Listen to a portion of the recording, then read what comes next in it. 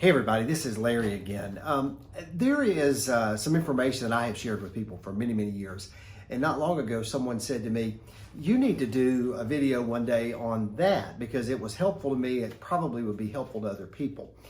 And I want to talk to you about a subject for the next few minutes that I'm just going to call the power of release. The power of release.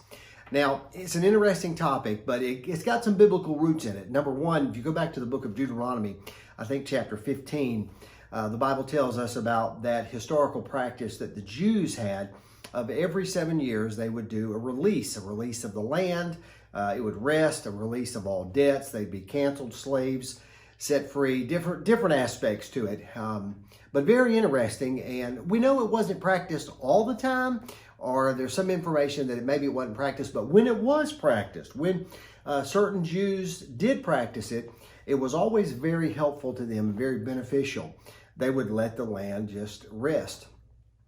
I want to talk to you about how to do that in other areas of your life. In the book of Ecclesiastes, chapter 3, it's one of those great chapters that talks about there's a season for everything, a time to be born, a time to die, a time for peace, a time for war, a time to plant, a time to root up. And so the theme that runs through is a great chapter that talks about the seasons and the rhythm of life. And not long ago, I had someone who said to me, they said, I have this friend. I don't know if I'd call him or her a friend, but they've been in my life for a long time. But I just feel like I've outgrown them, and I don't know how to move on from that. I don't know what to do. I wouldn't want to hurt their feelings for anything in the world, but we just, we've known each other a long time, but we're just at different places. And it caused them and it's caused other people some concern. How do you move on from friendships or relationships, but you don't want to hurt the other person? Well, I want to suggest that you sort of adopt the idea of release and let go of certain things in your life. I jokingly say to people sometimes that the only folks who can't let go of things are codependents. They don't have the ability. But I've discovered that usually it's more that they don't know how to let something go. They're good people. They don't want to feel badly about maybe moving on from a friendship or something like that. So how do you do it? Well, I want to suggest a couple of ways, a couple of reasons to do it, and then how to do it.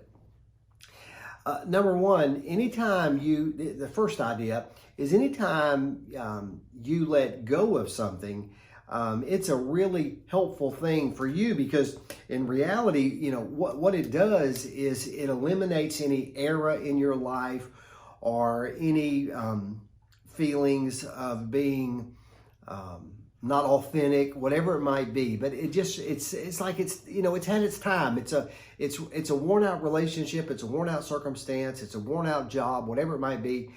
And by saying, you know what, I'm going to let this go, then it helps you in the future not to make some errors or make some judgments that are going to hurt you.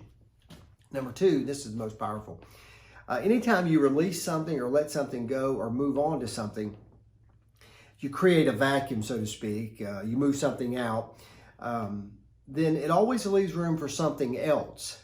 I had somebody tell me one time, they said, I need new friends, but I don't have any room for any friends. I got all these other people in my life and they're the wrong people. And I said, well, what would happen if you let them go? What do you mean? Well, what would happen if you created a vacuum and you made room for other friends? You can't go out on Friday night with some of these new people because you're still bogged down with other circumstances. And they said, how do I do it? And I said, here's a great way. Just begin to pray in your heart and in your life. You thank the Lord for them and the place they've had in your life and the role they played in your life, the experiences you've had with that person in your life. But then you say, Lord, I realize that time might have come to an end. It might be a worn out relationship. And then you simply just say, I wish God's best for them. I bless them as they go.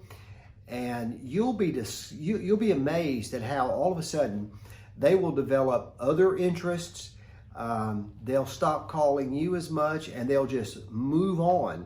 And by you saying, Lord, I bless them and I release them to whatever good you have for them, you don't have a bad feeling about them. You bless them as they go. And it's amazing how, without hurting anybody's feelings, that God sometimes moves those people out and then he moves new people in. I can't explain how it works. I just know it does work. I've seen it work in my life and in the lives of so many people. So hopefully it might be helpful to you today. If you're struggling about worn out relationships and people and circumstances and jobs, whatever it might be, and make room for what God's got for you.